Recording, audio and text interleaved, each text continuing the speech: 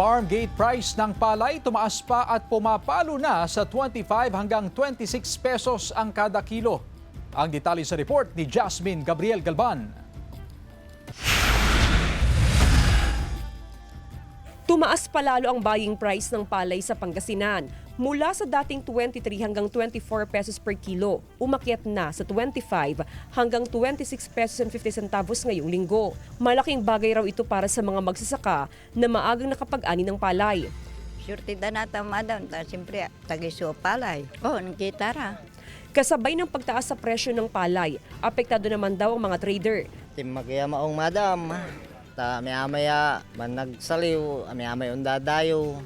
Sa monitoring ng Samahang Industriya ng Agrikultura o SINAG, tataas pa ang presyo ng palay hanggang sa huling 2 linggo ng Pebrero. Pero pagsapit ng Marso, posibleng unti-unti na itong bumaba hanggang sa 20 pesos per kilo.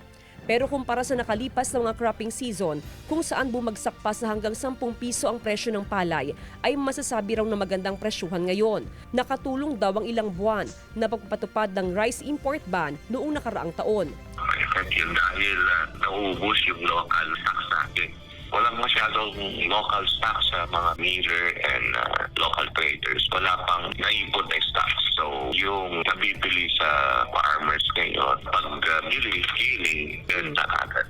Sa ngayon, nasa 12% pa lang ang naaaning palay sa bansa. Sa Marso, inaasahan ng 80 hanggang 85% na aning palay sa bansa.